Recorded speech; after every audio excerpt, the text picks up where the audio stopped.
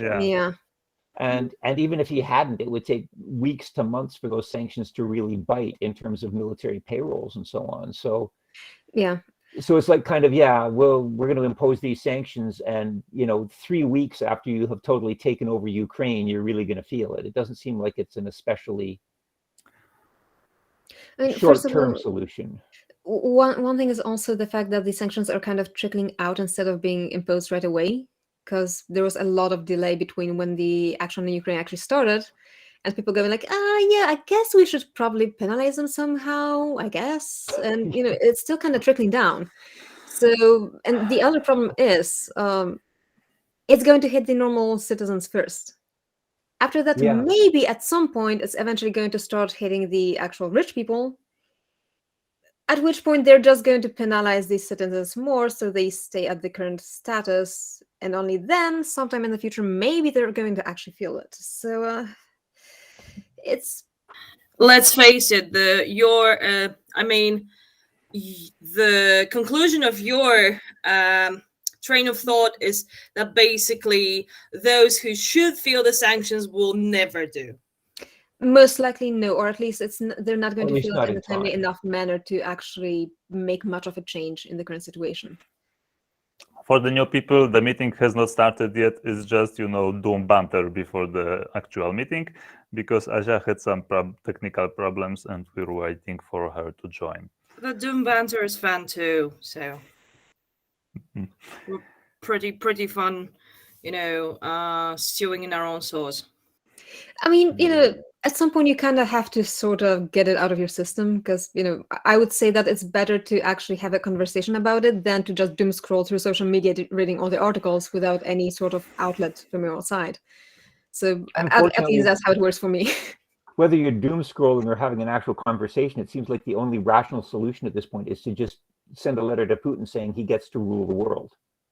Like there's absolutely no escalation that we can risk that would be worse than global thermonuclear war. And if Putin is willing to instigate a global thermonuclear war, if we don't give him Ukraine, if we don't give him Moldova, if we don't give him France, if we don't, at every step, the alternative is always worse. But the question is, if you don't stick up to him, we might as well just give him the keys to the planet now and be done with it. Yes. Okay, Joanna is here, so I enough think of the doom talk. Stop with our doom banter and prepare ourselves to talk for astrophysics about science fiction and science. You missed some great Jethro Tull. What do you mean? And also discussion of global thermonuclear war. So maybe. So it's not that far from science fiction at this point, honestly. So that does not. Here's your dystopia. Yeah, we're people of the age whose science fiction of our youth was not, about flying cars. It was about dark cyberpunk dystopias. So yeah, I guess here we go. Anyway, the conversation. Excuse me for the interruption, Joanna. Do we have your permission to record? Yeah, absolutely, of course. And I do apologize to everybody for being late. I got a power cut. But power is back. Welcome to the UK. Okay, so my name is Leszek Karlik. I'm going to be the moderator of today's panel. We're starting with a 15 minutes delay, so we're going to talk longer than planned, but we don't have to leave this room after the panel ends. We can talk longer. So I would like to welcome Joanna Piotrowska from the Kavli Institute for Cosmology, University of Cambridge, and Peter Watts, a marine biologist, science fiction writer, and my favorite convicted felon from Canada. And this panel is basically a continuation of the panel from the last year's Konline. And so to continue, I would like to come back to one question that was basically one issue that was raised by Peter last year. That is why science fiction is too important to be left to the scientists. And maybe Peter could start. Peter, what's your opinion? Above and beyond the opinion I registered last year, Yeah. it would be pretty much the same thing. Firstly, just makes as by way of digression, Aja, your ceiling looks absolutely stunning. That is like an amazing backdrop. It looks almost like nebula. Thank you. I'm trying. But the science fiction. Just sort of a quick recap. My experience, and certainly some of the things I have seen in other authors who are science fiction writers, is that science writers, actual professional scientists, are trained in many ways to write in ways that are not considered, shall we say, fluid.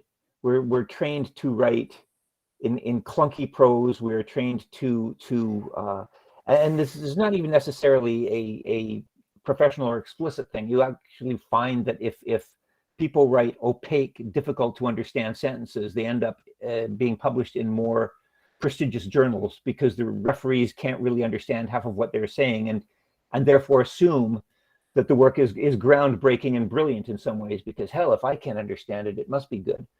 So there's that element of it. There's the fact that we are trained not to speculate and not to use our imaginations, except maybe for a little bit in the discussion. We are told to write as passively and dispassionately as possible, and to leave any hint of personality or style outside of the box. Aja, you are welcome to jump in and tell me that this has changed anytime you like. I understand that we now get to use personal pronouns in our scientific papers, which we never could back in my day. So maybe things have improved a lot. But I think that if you have been brought up through the halls of academia, and you have a desire to write lyrical prose, you get that hammered out of you pretty much the moment you go into grad school. And so I think that people with formal scientific training, are starting from a disadvantage, simply because they've got all these years of training in which any kind of lyricism and poetry has been hammered out of them. And also they have a situation in which they have been trained not to actually let their imaginations off the leash, because that is a bad thing in the environment that they have been brought up in. So unless a scientist is writing outside the field of their own expertise, I think that's a way of mitigating the issue. But other than that, I think, and I'm not saying that there aren't some brilliant scientists who are also science fiction writers out there. There are some amazing ones, but I do think that the odds are stacked against us. And I could name a few professional scientists who could barely write their way out of a fortune cookie, which does not stop them from getting published, but still would not be able to hold their heads up in the company of a Delaney or a Jemison, for example. I would like to chime in on that, and I would agree with a couple points. First one being the training to write objectively and without personality. I completely agree on that. However, I must go ahead and challenge the idea that we are trained to write lifeless prose. We're not trained at all. In fact, we get no training in terms of actual quality writing. And that is something that differentiates good articles, good published articles, from scientifically correct, scientifically inciting writing garbage.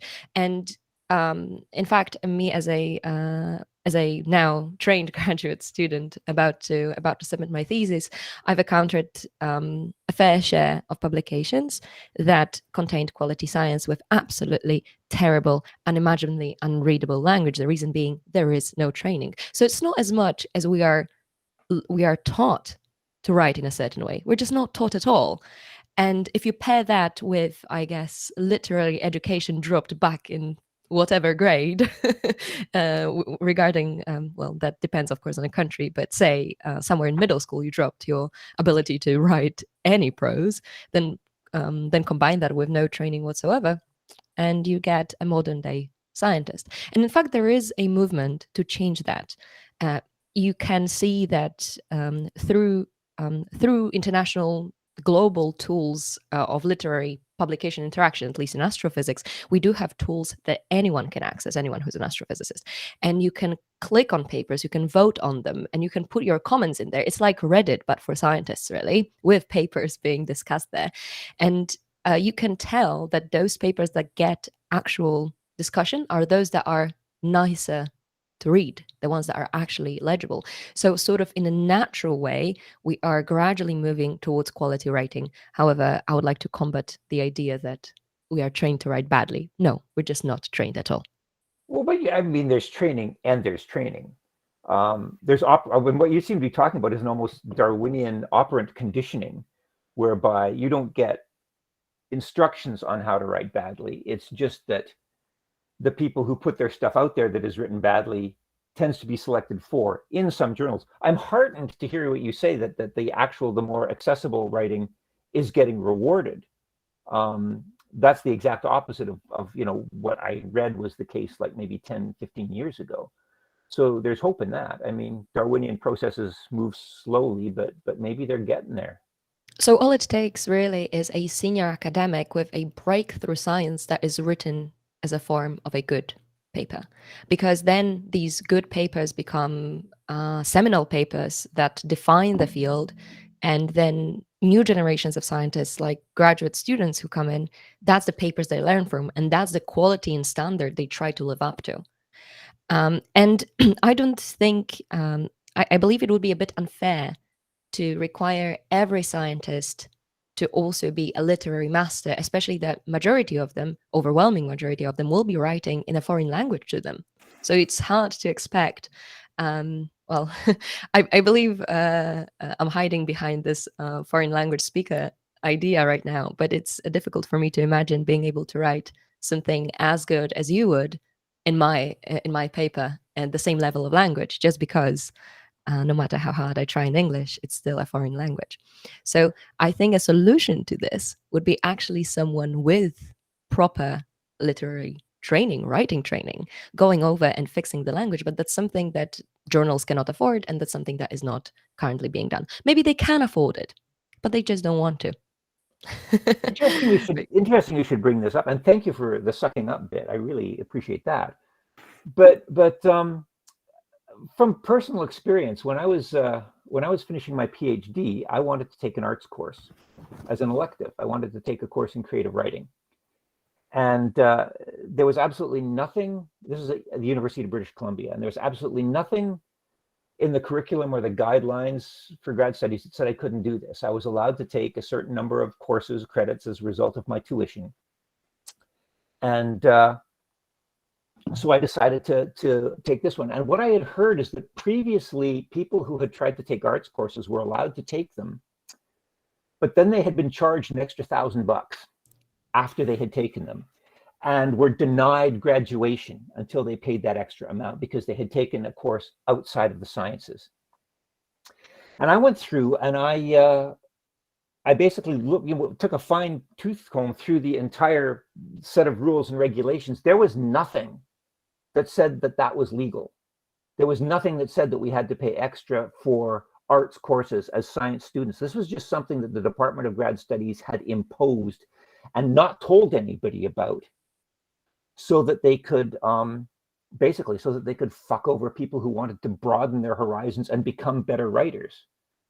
And so when I signed up for this creative writing course, I went to grad studies and said, I want a written promise that you're not going to charge me extra for this.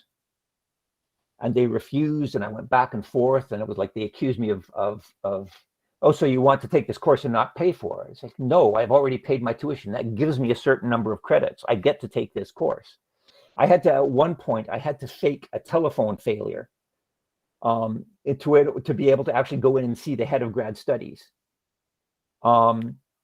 in person, because otherwise he would just blow me off over the phone. So I had to pretend that the connection was bad, which, given the state of the infrastructure down in those lands, was actually not much of a stretch. But anyhow, when I finally confronted him, he told me that he was going to let me take it for as part of my normal course load. and B, not to take this as any kind of a precedent that this was not something that other people would be allowed to do. And then he kind of stopped and he said, but maybe we should be, I suppose maybe we should be thankful. Maybe we should be sort of giving thanks that our system hasn't just hammered any spark of spirit of creativity out of some of the people in the science department. He kind of openly admitted that, while at the same time saying he wasn't going to let anybody else get away with it.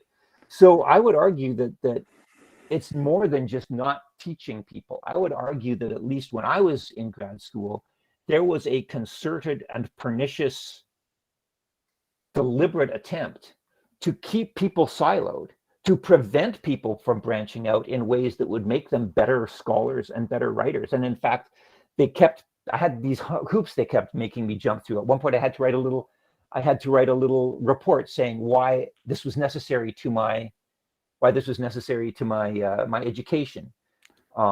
And I had to write this little essay about how, and I managed to point out how, science, a literature that deals with the impact of technological process or technological progress on society was relevant to blah, blah, blah, and cited Carl Sagan as somebody who had sort of crossed, and how we at least owe ourselves to learn the basics about communicating with the public when it comes to dealing with scientific issues.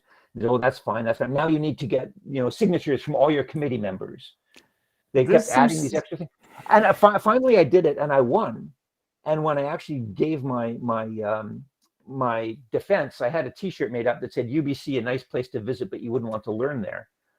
This seems extremely dystopian, but it also seems to be a feature of North American capitalism, in this case Canadian capitalism, but in Polish universities this looks completely different and you can take any courses. But I would like also Joanna to just try to answer this question of why science fiction is too important to be left to the scientists, and Yes. then we can move to the next question. Yeah, exactly. To wrap it up, first of all, I wanted to say that the reason why scientists in general seem to write badly is not because they're trained to write in this awful manner. They just don't get training at all. And as Peter has just explained, in some places it is even discouraged to take any form of training apart from your regular science duties. Another thing I wanted to bring up on the topic is touching upon imagination, and I would disagree about the use of imagination in science. It of course depends on the philosophy that you adopt, and it most likely depends on whom you're working with as your supervisor when you begin as a grad student. However, imagination is crucial for the work of a scientist. In fact, it is there is no way we can make progress if we do not reach outside of what we consider normal, especially in fields that are slightly more exotic than laboratory science. When we talk about cosmology, or if we in fact talk about mathematics, pure mathematics, yes, we do use strict rules that allow us to explore the whole field of mathematics. However, we have to rely on imagination and thinking outside of the proverbial box. So I would strongly challenge your your opinion on the fact that we're trained to rely on scientific method only and it somehow masks imagination. I disagree. However, it is much easier to let go of this imagination if you're only focusing on scientific method. But it's not by construction, it is by choice. So do you believe in white holes now? They're physically impossible. Or are they just mathematically? Yeah, see, talk about they are a solution. They are a solution. Where are your white holes, woman? Okay, so the next issue we should talk about in this case is does science fiction need formal ground rules? Basically, as I remember science fiction when I was a wee kid, which was like the 90s, science fiction was very run-of-the-mill, I guess, and it was basically about imagining, spaceships with highly technical details, but the sociology usually wasn't as detailed. And so, do we really want to follow some kind of ground rules or not? What do you think? Joanna first, then Peter.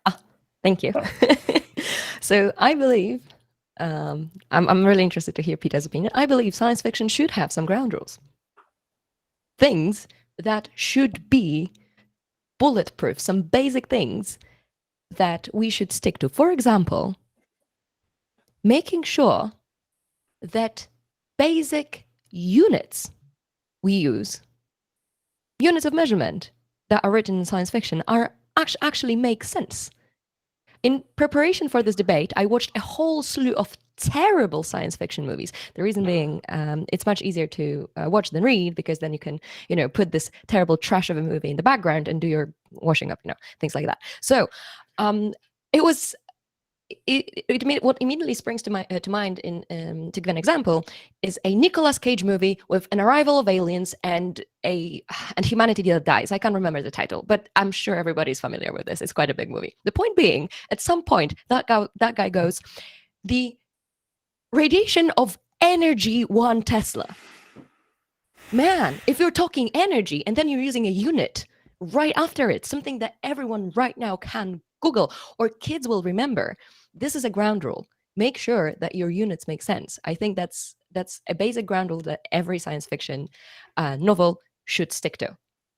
This is the bare minimum of scientific correctness, I think. So I strongly advocate for basic ground rules. What exactly they are, I'm not really sure. But one thing that hits me hard when watching any form of science fiction movie or reading any science fiction really is mistakes on such a basic level like this. Because these things stick. They stick at the back of your head. You remember these sentences and you imagine things that are just wrong. I feel you. Although I thought that science fiction where units of measurement make sense is a subgenre of science fiction, and it's called hard science fiction. Peter, what's your opinion on that? I don't know whether I agree with that or not. I mean, I do agree with what you're saying fundamentally. And I totally agree that at the very least, get your fucking units right. That's true. But I'd also argue that that's a pretty trivial case. That's Chrome. That's something a line editor should be able to catch. I think the ground rules that we should be discussing aren't the equivalent of typos. It's something, basically whether or not something violates what we know of science today, period. Like, for example, faster than light travel. Does positing faster than light travel or time travel or whatever, does this relegate science fiction into fantasy because you're using something that according to the modern state of the art is impossible? And I am a big fan of backing up your prognostications. I'm a big fan of sort of trying to hide behind refereed, peer-reviewed journal articles when I make my predictions, so that I can always blame somebody else if I get something wrong. But there's a reason they call it science fiction. And I think the point of science fiction is to posit that we don't know everything, that things could change. And the point of science fiction, I mean, I have no sympathy at all for the mundane science fiction movement, which suggests that everything has to hew to what we understand about science and physics and biology and so on today, because the subtext of that is that we already know everything and that nothing is going to change. And I can't think of a more profoundly anti-scientific attitude. So the idea of saying, okay, let's say somebody invents faster than light travel. What are the implications? To me, the ground rules are, once you come up with your premise, you are rigorous and systematic and consistent in your interrogation of the consequences of that premise. That's where you have to be scientific, not in saying, well, this can't be true, so we're not going to write a story about it because, hey, we're still in the time of Lamarck, so there's going to be no such thing as Darwinian evolution. The whole point of science fiction is to posit what is, to a large extent, to our current way of thinking, impossible. It hasn't happened yet. And there could be breakthroughs and there could be discoveries. What if this discovery was made? How does that impact society? So I do agree that there are ground rules, but I also agree that slavish adherence to contemporary science is, ironically, anti-scientific. Oh, yeah, okay. I agree with you on a couple of things. So yes, I do not that there is a reason this is science fiction as opposed to science writing, and there should be, I think there should be no formal demarcation between where science becomes fiction and where you're allowed to take the leap of faith and go into the unknown, don't go into the fantasy world. I think we shouldn't put any formal regulation on it. But I strongly agree with you that once you create a world based on a premise, it has to be self-consistent. Just like the laws of physics are, just like mathematics is self-consistent, your imaginary fantastic world also has to be self-consistent. And in fact, I think if I were to put a finger on one thing that absolutely outrages me in science fiction, whenever there is something that outrages me, I do enjoy science fiction as a scientist, and I am happy to admit that. If there's one thing that annoys me, it is the lack of self-consistency. The plot shaped in a fashion that contradicts its initial premise that takes it into the fantasy world. So I agree, this has to be in a way scientific, and I would disagree that there shouldn't be any minimal requirements on things that you would consider typos, like making sure that the units are right. I think they are still a part of ground rules, but let's call them stylistic ground rules as opposed to, I guess, literally freedom ground rules. So yeah, I'm not disagreeing with that at all. I totally agree that we should cut no slack for that. I just think it's a relatively minor and easily fixed failing. And yet, as over and over again. Because people are sloppy, yeah. But honestly, taking Nicolas Cage and Bruce Willis movies as your go-to exemplar for science fiction, pretty low-hanging fruit there, Aja. I told you I watched a lot of trash. But Kind it's of like an endearing on term. all of archaeology because you don't like Eric von Daniken. Yeah, okay. I shot a sitting duck. I admit that was an easy target. Okay, so since Peter has told that FTL might be a problem if we assume that current science is valid, and the issue with science is that Einstein's theories do not invalidate Newton's theories, so it has to be consistent with what previously discovered, and this is a problem. So another question is, when we're writing science fiction, when to let science go and how to know when. So Peter, you're the writer here. I think my latest rant actually kind of answered that. I think the idea is, you can break anything you want scientifically just by positing, hey, we all live in a simulation, which is a philosophically tenable, currently mainstream theory and in that case, you've got some bored grad student in an underfunded lab somewhere hitting the fast forward button and changing variables arbitrarily. And you can justify any kind of magic just by saying, hey, we're all in a simulation. I think that's a little bit of, it makes it a little bit too easy. It's a little bit like the Marvel universe throwing quantum in front of everything in order to explain absolutely mind-boggling concepts. It's just the quantum capacitor or the quantum proboscis or whatever it is. I think they even made an entire movie based around the idea of Ant-Man saying, "Is this what we do now? We just put quantum in front of everything and it works." I think it's kind of the literary equivalent of that is if you give yourself that kind of an out. But yeah, I would. There's a trope or a saying or an homily, a bromide. I don't know what you'd even call it. It goes back maybe 50 years by now. I think maybe James Blish came up with it. Basically saying that a science fiction story should allow you one gimme. You imagine that, okay, you can shrink people down to microscopic size. That's the gimme. Everything else has to follow. You can't have more than one gimme in a story. I don't know if I'd call that, a law. I mean, it's more like a sort of a Moore's law observation. Maybe it's kind of a rule, more guidelines than actual rules. I like the idea of predicting trajectories and assuming, supposing we get past that particular wall that science says we can't get past.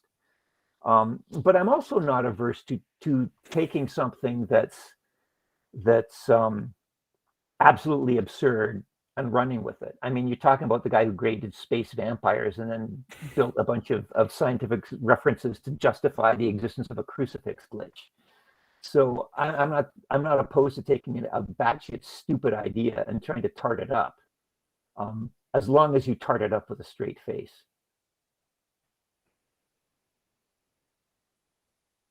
Yeah. Man. So I have to say that as much as I would like to, as much as I would like to go butting heads and challenge what just Peter said, to a large extent I do agree with what he mentioned. What I can add maybe to the discussion is I do not think that it is fair to expect of science fiction writers that the one gimme or the one big lie or the fence that we have yet to jump in order to write a beautiful story, that the fence should be exactly at the bleeding edge of our current understanding of the universe or the science that we choose to write about. I think it is very difficult to expect that of writers, given that even the experts in the according fields are usually engrossed in very deep, heated discussions whether this bleeding edge actually makes sense or not. So as much as I believe that there should be one gimme that is at the edge of our understanding, this edge should not be the bleeding one, but rather a step away, a step back of things that we do understand pretty well, and then you're at will to do whatever you like, regardless of what the newest, best publications and understanding tell you. I think there should be a leeway, a wiggle room for the authors. I would just like to uncover a dirty little secret here between Aja and I. I recently wrote a story in which Aja was basically my go-to mentor in terms of black holes and wormholes and so on. And there were certain questions I could ask her that she was absolutely amazing in giving me really hopeful responses, like the kind of, there are so many kinds of wormholes out there that you can basically pick and choose the one that you want for your story. But the problem with this is that Aja seems to be quite sought after. So I kept sort of getting in touch with her when she was going to these weird dark science places in the States where she was, for example, I wasn't allowed to record video of her because of some sort of security concern. And sometimes she would like disappear entirely. And then at one point, I think a truck ran over her leg and she had to have a bionic leg. So she was like in the hospital for a long time. So basically what I had to do was I had to take this sort of rock hard scientific substrate that she had given me, and because she was, I don't know, in a coma or something, I couldn't ask her about the next phase. So I would sort of splice my airy-fairy scaffolding on top of that and kind of hope it worked. And it got accepted. It's being published by the European Astrobiology Institute or something. But I'd just like to take this opportunity to ask her now,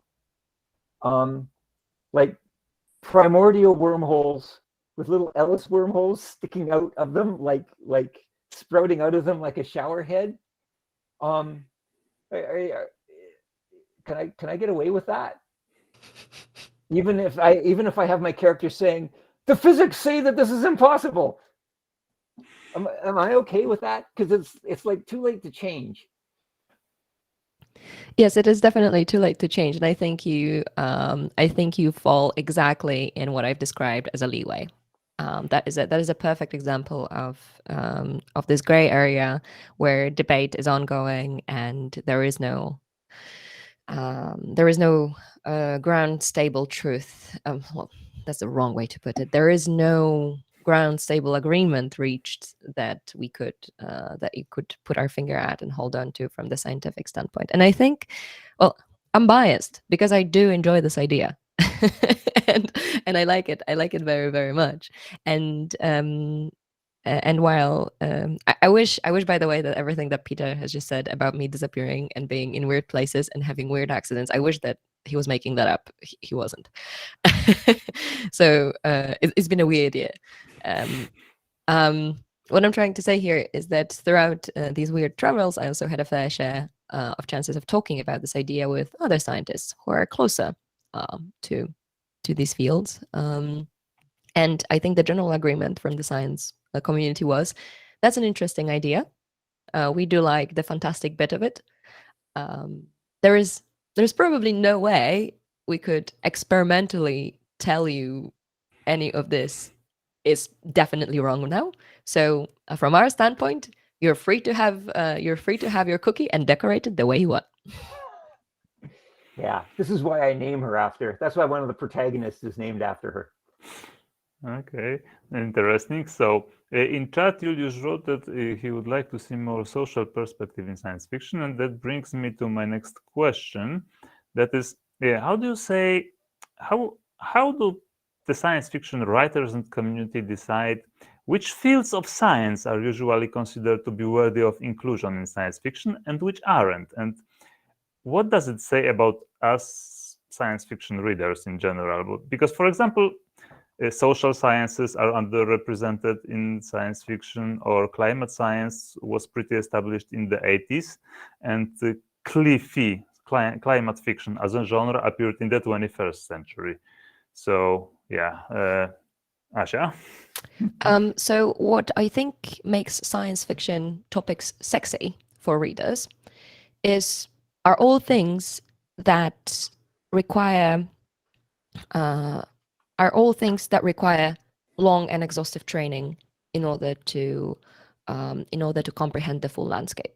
So there is a reason why quantum is such a hip word thrown around.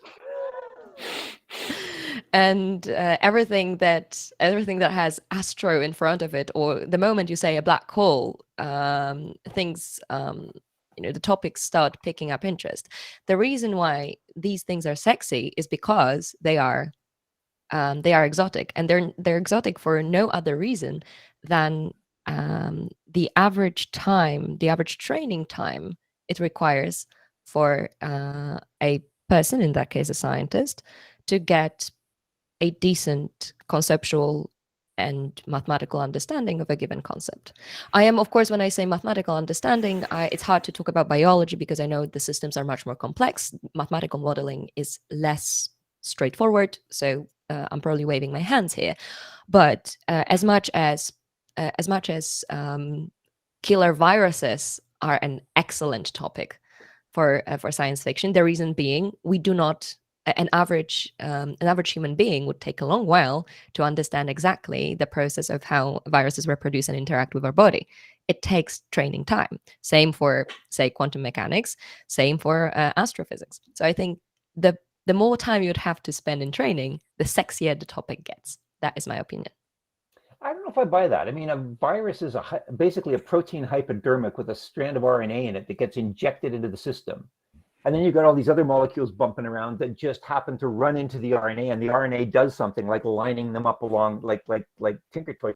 I think you probably could describe the function of a virus pretty simply. Beyond that, I actually have a much more cynical view, I think, perhaps, of what makes something sexy. I think it's just whatever happens to be in the news. Like back in the 40s and 50s, it was all engineering. It was all astronomy. It was all nuclear powered this, and Heinlein's super competent protagonist figuring out how to crash land the ship on the moon with his trusty slide rule. And that was because everything was engineering back then. You see the ascension of I don't know, biopunk, neurogunk, whatever they call it these days. That happens almost, that kind of is kind of a Precambrian explosion of biologically oriented science fiction coming out in the 21st century after we sequenced the human genome. After all of a sudden you could like sit down with this home kit that you buy through the mails on Amazon and make guppies that glow in the dark. We grab onto the things, and I think that's just because most science fiction writers aren't scientists. So we generally get our ideas from the stuff we read in Wired magazine or Time or just the newspaper, for those of you who remember what newspapers were. I think we just basically jump on the bandwagon, really. When did we, I guess the question is when, I can think of one point at which we led the charge, and that was Neuromancer. William Gibson wrote Neuromancer, and all of a sudden everybody said, you know, in classic not getting the point style, everybody said, hey, we can build this. And we didn't build it to be much like cyberspace, but there's no denying that Neuromancer informed and inspired whatever came after. Other than that, though, we just seem to be, you know, oh, this is a really cool headline, I'm going to write a story about it. Isn't that generally the way it's worked? Asha? So, having heard what you've just said, Peter, I was tempted to say, I actually agree, I want to change my mind, but I am hesitant because I cannot really. Would you say that the exploration of faraway planets makes it far into the news? Well, I don't think so. Also, I cannot remember the last time someone got excited about a new particle bumping out of people integrating the quantum field theory equations over and over. I genuinely do not think that some of the sexiest things, I'm biased, bear in mind, some of the sexiest things that science fiction feeds on are solely in the news. There is a big part of that, but I don't think that's the only reason where it comes from. Also, now that I think about it, since there is no science fiction in terms of humanities, I think my argument lays flat in terms of years of training, because arguably it takes much longer in terms of time to fully comprehend social science, because the data is so not straightforward, so hard to model, and it takes forever to collect. It's not the universe that you can, observe. It's just light. Humanities and social science are much less tangible. So I think I need to retract my argument about years of training. But I would still hold on to the word exotic, because I think there is a natural human urge to be excited about things that we don't know, and things that sound exotic, as in they sound unfamiliar. These are things that we find interesting. But there is a threshold for familiar in the news, because you won't write about something that is terribly outlandish to an extent that you would imagine that it won't catch interest, right? So I think that's where the news sort of reaches its maximum for inspiration in sci-fi. I mean, you work in a pretty esoteric field that I mean, we just, we find the Higgs boson. That's really cool. This is exotic. It's in the news. How do you write a story about that? Right? It's not that it's not cool. It's that you don't want to write an essay about how cool the Higgs boson is. You want to write a story about the Higgs boson having an impact on people you care about. And I ran into exactly this problem with the story that I kept running past you. I mean, the basic premise of the story didn't have anything to do with black holes or wormholes to begin with. It was about a paper that came out in archives that suggested that you could have a form of life living inside stars. Yes. Essentially based on non-annihilating hemipole pairs, basically fractures in space-time, forming a kind of thing that would be analogous to chemistry. And this was I can't think of a cooler idea than something that's not even made of matter as we understand it, becoming a sapient life form that lives inside a star. What a cool idea. I committed to it. And now you've taken the liberty taken the science fiction liberty saying it's a sentient life form. It meets the criteria of a life form because it meets 3 basic rules, right? That it's Yeah. able to reproduce faster than it is dying, and that it retains a form of memory, whatever that memory is. So now, as much as I love the story and I love your excitement and I love the idea, I still have to stop you there because you've already taken a liberty step into the realm of fiction within the science fiction. Yeah, no, I'm not claiming that. I mean, that whole thing is full of ass hanging out liberties. I'm not denying that. But what I'm saying is that what I'm arguing with you about is the whole things are exotic tend to become used as stories. What I'm saying is that something like this is incredibly exotic, but once you actually commit to it, it's like, fine, how do I write a story about this? You know either write a story about it. Sorry? Stephen Baxter wrote a whole cycle about beings who live inside stars, energy beings. It's called the Zilli sequence. I have heard that, but I have not. Yeah. I have not read them. But my point is, you can either like write a story that, from the point of view of these beings, in which case you know, for all I know, you're writing a Harlequin romance about fragments in space-time, or you've got to figure out some way for human characters to interact with something that would normally never interact with them. And that story just absolutely kicked my ass.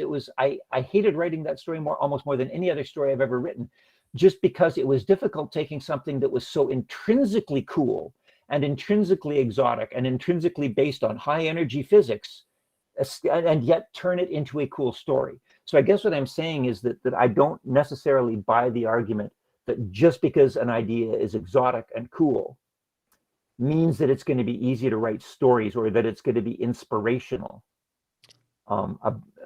In terms of those of us who are outside the field who want to take an idea and run with it. Yeah, I have to agree with you on that, especially on the not easy part and the inspiration part, really. That also ties into why these exotic things don't really make it into newspapers. Actually, Christina says that physics has it easy, and if it researches fairly simple interactions that isolate easily. I cannot. Okay, that's a bit cynical, but yes, I cannot agree more. It is a bit more difficult in astrophysics because all you get is light, maybe gravitational waves, and sometimes the systems that you observe, especially galaxies. So that's very true for my field. The physics is too complex to boil it down to basic laws of physics, and there's a lot of, we call it modeling, I call it hand waving involved. That takes us from the observation to the real observable universe. But I agree entirely. Unfortunately or fortunately, physics has it easy compared to, say, biology or social science. Okay, so I have another question for you too, which again references the last year's discussion, because last year Joanna mentioned something about science fiction sometimes being similar to a religion. And that made me realize that large science fiction franchises have indeed similar characteristics to organized religion. And I know because I was a Star Wars fan. So, but Star Trek also is, competing religion. It's just like being an Apple fan. Basically, with secularization of modern societies, we're getting ersatz religions. Do you think that in the future, science fiction franchises can turn into actual religions? And this is one question. And the other question is, what do you think of the potential of science itself being turned into a religion, like in Asimov's Foundation? Because I'm rereading Foundation now with the TV series, and it's an interesting approach. So maybe Asia? I mean, can I just highlight a comment that says, "Why would you use science and Star Wars in the same sentence?" Thank you, Dagmar.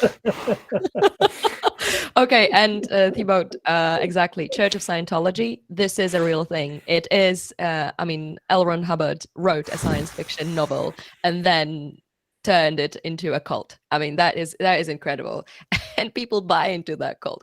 I have very strong feelings about Scientology, so let's stay away from that. But all I can say is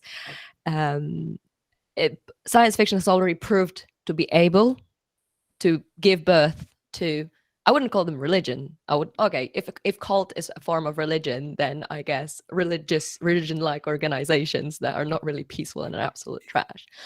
But I'm sorry for offending anyone. But what I'm trying to say is, I see a lot of potential for science fiction actually creating not large scale but small scale religion-like movements in the future, especially in the modern world where the pandemic taught us that we can move from real to virtual and have all of our interactions there, including our family interactions, our love life, our all of our intellectual and emotional life brought online. And I think there is a huge window of opportunity, if I can call it this way, because it scares me really, for science fiction writers and literature to gather a following that is more than interest, that is actually religious. Peter? Oh my god, that sounds like doomsday. I'm sorry, Yeah. I didn't mean it this way. It does We sound should like have doomsday. Pink Panther. And I mean, yeah, Scientology, and for that reason, the Church of Jedi or whatever they call them. I mean, this an actual religion in the UK. At least you get to check that as a, and why the hell not? I mean, what is the definition of a religion? But I don't think. I mean, science can morph into a religion in that the practitioners could suddenly decide that, they're going to refer to the ancient scrolls of Galileo and Newton and Darwin as the sacred scriptures, and that what we do is we look for findings that confirm those previous sacred texts, I suppose. But by that time, it's not actually science anymore. I don't think science can become a religion because the approach of the two disciplines is antithetical. I don't know who it was that said that scientists give you proof without certainty. Religion gives you certainty without proof. The whole point of science, the whole point of empirical science, starts from the premise that you could be wrong about something, and that you test things, and that when something does not fail you, when something passes your test, you do not accept it as the truth. You simply fail to reject it as false. The entire philosophical underpinning of the scientific endeavor is self-correction. And that implies that there's something to correct and that everything we might believe now is wrong. Compare that with religion, which starts off with, somebody gave me divine truth that said all gays are going to hell and that trans kids are victims of child abuse. This is not open to debate. It was passed down to me by a blinding light or a burning bush or divine revelation, and it is not to be questioned. The definition of a fundamentalist, whether religious or otherwise, is anybody who is unable to seriously consider the possibility that they could be wrong. And I don't see how one can morph into the other while at the same time maintaining its integrity as what it started off as. So I think science becoming religion is pretty much a non-starter, just on a matter of definition. I agree on a matter of definition, but there is one factor that we haven't taken into account in this discussion, in this argument, and that is the human factor. People, unfortunately, are not naturally born to. That's a big philosophical statement. Scrap that. So people, on average, are not naturally inclined to follow the scientific principle. And even if you look at the most renowned scientists, especially those who deal with pure sciences like mathematics and theoretical physics, you will see that towards the end of their scientific lifetime, they find it harder and harder to self-correct, to follow the principle that you've just described. And at this point, their science becomes, in a twisted way, their religion, because they are not able to they're not able to accept arguments that would reject the theories that they've once developed or they once believed. After a while, unfortunately, I'm afraid humans do have the capacity to lose their ability to differentiate between what their opinion is and what their belief is, especially in pure sciences. And this is an opinion of a single man, single person, single woman, of discussions that I've had and people I've met. So maybe it's a biased sample, but what I'm trying to say here is that there is an opportunity for religion, for science turn religion, just because humans are not machines. I would draw a distinction though between science as a process and scientists as the practitioners of that process. I have a friend who's I quote frequently is Lina's science is so powerful that it drags us kicking and screaming to the truth despite our best efforts to avoid it. And the fact that, yeah, when you get invested in a particular model and you get old and you have tenure, you give up on the scientific process and you garb yourselves in the terminology while having utterly abandoned the methodology. That's very true. But I'd also say that those people are not being scientists at that point. Science has a pretty solid, simple definition. And when you stop accepting the possibility that you could be wrong, and when you start turning a blind eye to evidence that you might be wrong, you're no longer practicing science. And if you say you are because that person is a scientist, then I think you're confusing the practice and the practitioner. Okay, yeah, I give you that. I might have muddled. I have muddled these two concepts or blended them in my response. I agree with that. However, I think an interesting question, an interesting example that we could bring up right now is Albert Einstein, of course, who came up with the idea of a cosmological constant. He was so desperately holding on to the idea that the universe is static that they came up with a lambda that we use right now to describe the dynamic universe. And would you say that at this point, in his desperate attempt to stabilize the universe against expansion, would you say he lost his quality as a scientist? Oh, sorry. Oh my God. Yeah. I'm shooting heavy today. Jeez, I'm so sorry. No I problem. don't think I'm competent to answer that, actually. I mean, it turns out that the cosmological constant turned out to be right because we needed it for Yes, but in a totally different, conceptual. But did not Einstein admit? Didn't he not say that the cosmological constant was the biggest mistake of his life? Yeah, he did. Yeah. He did. So he admitted fallibility at that point. He admitted in hindsight that he'd screwed up. I think this Christina segue wants to say something. I'm sure of it. This segues nicely into my next question, which is about basically the fact that science fiction is a set of props and warning about some current issue, and it usually uses some technological development that it talks about. But scientific method is a method of thinking about reality and trying to achieve the truth, usually as a team, because the science as such is a team sport.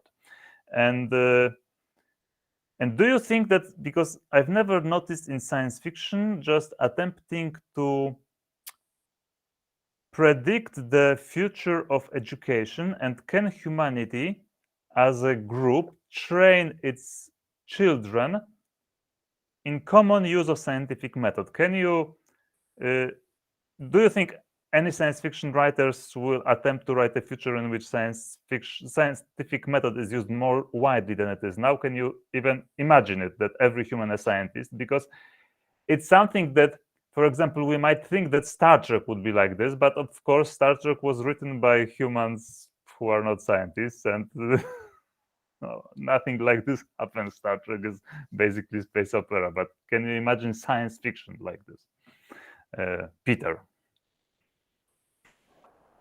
I mean, certainly, it's no big deal to imagine a science fiction story in which, I can write a story in which everybody is educated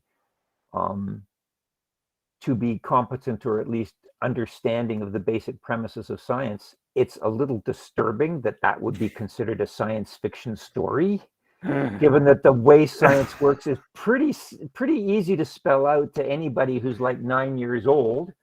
And You isn't. come up with an idea, you test it, you replicate it. These are not difficult concepts. The idea that you are proposing a scientifically literate society as a science fictional concept that's so out there that you actually have to be into, spaceships and ray guns territory is almost as scary as the fact that you're probably right, that we've obviously not taught our kids the basics of science and are reaping the rewards of that right now.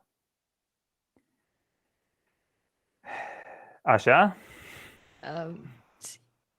Yeah, I'm just holding on to what Peter said, that it's really upsetting that it's something that we have to imagine and put into the realm of science fiction, that we have a scientifically educated society.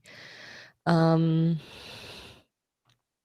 I don't think I have anything useful to add to that, other than this discussion only right now highlights one of the biggest challenges that society does face as a whole, and hence the need for scientific outreach, which admittedly is often forgotten about when you're a professional scientist. That's something that's not encouraged. It's an extra chore that you do. So talking about science and inspiring younger generations to learn more about the scientific method, if you will, somehow, at least to me, sounds like one of the duties of a scientist. Hence the reason why I'm actually here. I think it's my duty to talk science in any setting, whether it is about discussing science fiction or talking pure science to the public. I'm cheekily using this platform to sort of highlight this as a problem as well, that professional scientists are not actively encouraged to pursue that. There are no extra funds to do that, and it's an extra chore that sometimes you cannot afford if you have to juggle your family and science life. But that's obviously a separate story. Yeah, I think that this is basically the result of, as I think Marx would put it, historical forces. That there are basically certain very influential groups that do not see their interest in having humanity basically be trained in science. So this will be my last question, because we're running out of time. That science as it is very inspirational, I think, where science fiction right now is becoming more and more dystopian.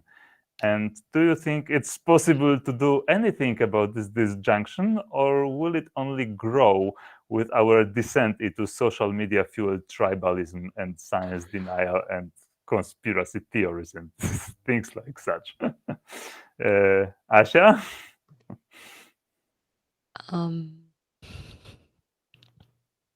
I genuinely, hands down, not an expert speaking here, just an opinion. I genuinely do not understand the reason, the social reason for which stories that are dystopian pick up so much interest, and why they are trending right now, if you will, in the world of social media. I do, however, claim to understand the basic psychology behind conspiracy theories in the modern world, where we are increasingly isolated due to our increasing online access to everyone else in the society. It feels good to be different. It feels good to be right for once. And if everyone else is wrong and the truth is yours, it is an empowering feeling, going against the grain, I think. And that's why these conspiracy theories are so popular. And maybe that is in part, it's the reason why science fiction is sort of turning the dystopian way. And I would argue that all the dystopian stories, in a way, have a hint of optimism too. Maybe it's not too inspirational, but they have a hint of optimism, because there is always engaging stories always tell the story of some battle. They're never single-sided. So you have to engage in the whatever you consider good and inspirational and whatever you consider bad and dystopian in the story. So in a twisted way, I think there are pieces you can take apart in all those modern hype stories. But I would also want to say that science is not, I would argue that it is not really as inspirational as we would like to paint it. In fact, science itself is pretty dystopian. If you think about the evolution of the universe and understanding that all that is awaiting the universe as a whole is a heat death. The long-standing. Oh my God, I'm very negative today. I do apologize about this. But what I'm trying to illustrate here is that among the science that is exciting with other worlds around other suns, with potential life in those other worlds around other suns, there is also the potential of long in the future nothingness that is incredibly mind-bogglingly depressing. But luckily, we're not there to live and talk about it. So hey, why would we bother? So I guess the point of the point of all of my comment is I don't think science overall is extremely inspirational. However, please feel free to battle me on that one. Peter? Well, to start with the last point first, I don't find the prospect of heat death at all depressing or dystopian. I look back at physics and people struggling over how something evolved out of nothing, fluctuations in quantum foam and entire universes blowing up, false vacuum, all this stuff. I see people struggling to explain why anything exists. And my conclusion to that is that it is a surpassing and wonderful miracle that there is so much as a hydrogen cloud that's part of reality, much less little pockets of complexity that can wake up and have these kinds of discussions. I think existence of anything is kind of a surpassing miracle. And if science helps us explain that surpassing miracle, I don't think it's dystopian at all. It actually, if anything, accretes meaning. What's the word? It confers meaning onto something that might otherwise be meaningless. Jumping back to the first point, something interesting about conspiracy theories is that they take root in areas where people are feeling insecure and in parts of areas of social unrest. Belief in astrology and religion also increases in environments where there's a lot of social unrest and anxiety and personal fear. People under such circumstances are also statistically more likely to see patterns in random visual static. So the first thing to keep in mind is that the resurgence or the ascendance, I guess, of conspiracy theories is actually a pretty compelling symptom. Oh my God, how can we talk about dystopia when there are cats in the world? Yeah, I think Leszek did that on purpose. Anyway, the mere fact of these conspiracy theories suggests that we are living in a very stressful period of time. And as a result, dystopia is kind of called for. I would argue that I'm known as a dystopian writer, and that my writing, when you actually compare it to what's going on in the real world, is almost childishly optimistic along a number of axes. And yet, people decry the kind of writing I do as being too nihilistic, even though, let's face it, I mean, it shows a really sophisticated space program and space colonization occurring at least 50 years from now, right? I show people killing millions of people to save billions of other people. I've never shown the kind of insanity that's been taking place over the past 20, 25 years on this planet in real life, because I'm just not up to it. And yet I'm considered one of the doomsayers. On the other hand, you've got these hope punk bozos and solar punk bozos and you know, these Del Toro standing up on Time magazine and saying hope is the radical option. I made it about halfway through wrong way to a small angry planet, and I pretty much developed diabetes from all the sickly sweetness of, you know, Star Trek crossed with the Waltons.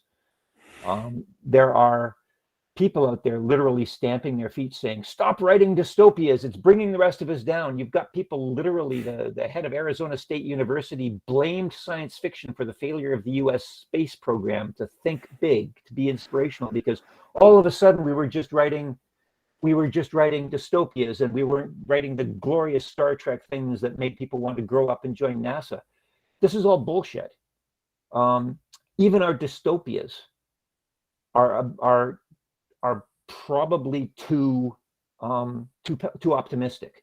We're wired for optimism. There is all sorts of good evolutionary reasons for why we are delusionally optimistic. We are in the thrall of literally hundreds of cognitive biases that at least 60,000 years ago helped us to survive, but they did it by lying to us about reality. So we do not believe that something that's going to happen 10, 20 years in the future is real, at least not as real as something that's going to impact us slightly today. We do believe that we're going to be Mad Max and not just one of the skulls piled up in the background. Even our apocalyptic dreams are ones of sort of survival against insurmountable odds. I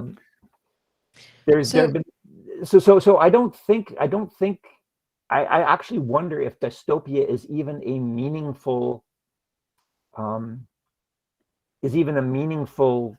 term anymore. I mean, perhaps if somebody who is clinically depressed wrote a novel, even that wouldn't be considered dystopian, because the clinically depressed are actually more objective than the rest of us. So it would just be called a realist novel. I mean, we live in a dystopia objectively, I suppose, but I think a lot of us are still pretty happy. I mean, we all have cats, for one thing, and that's something. I wouldn't dare to put any labels on the times we live right now. I think I should leave that to the expert. But having listened to both Leszek and Peter right now, I feel like it would be a nice accent to ask the final question. Can we then agree that science fiction works as a fantastic social commentary and the reflection of the general mood of the people at a given time? If you look in 100 years, 200 years from now, and then look back at the trends in science fiction literature, would you say you'd be able to reconstruct the general feelings and emotions of the society through that, given that dystopian novels are on the rise right now, while they used to be populated in totally different topics 20 years ago? I think you could say that, but I think that's a waste of the genre. I mean, I would argue that any branch of literature probably reflects the anxieties and the mores of the society at the time it was written. Science fiction is the only genre that was basically built from the rivets up to literally explore the impact of scientific and technological change. And I've got no objection to using science as a vehicle for social commentary. I do think that that's not what it was designed for. There's a lot of good social commentary that has been made as science fiction, but it doesn't especially interest me. I'm perfectly willing to admit that slavery is bad. I don't need 36 books showing various disenfranchised aliens and robots and other things that turn out to be just like us and are metaphors for how fucked up our society is. What I would like to see is actually treating the other as an other. Look at aliens as though they were alien. Stop being arrogant and assuming that everything else is going to be a metaphor or a stand-in for us, and start exploring what about entities that are different. I mean, don't aliens, don't AIs, don't robots warrant exploration on their own terms, rather than simply, making them stand-ins for us in different comments? And I think that's where social commentary science fiction gets very lazy. It becomes preachy. It stops interrogating the tenets of the society, and it starts pandering to them instead. And I think that's kind of a waste of potential. But again, that's just me, and I don't sell nearly as much as the people who actually write that kind of stuff. So maybe it's just sour grapes. True. Okay, so I guess we're already past 1 hour. So it's time to end on this optimistic note. I hope everybody has a great convention. Thanks to our guest once again for joining us today, despite technical troubles. And also, yeah, I hope Putin dies soon. That's kind of a hopeful thought to end on. Yes, yes. Let me just say, let me just finish by saying, I think science fiction does have the potential also to inspire. We've been very downbeat. Yes, yes. And the fact that there is a lot of dystopian science fiction out there doesn't mean that it cannot also be used to shine a light. And maybe we should have spent more time talking about that. But hey, that's your fault, Leszek, because you asked the questions. Yes, true. Okay. Bye, everybody. Bye, everybody. Thanks a so much lot for having me. Thank you very, very much. And I do apologize about the trouble. Oh, Bye, Christina. okay, so what to turn off?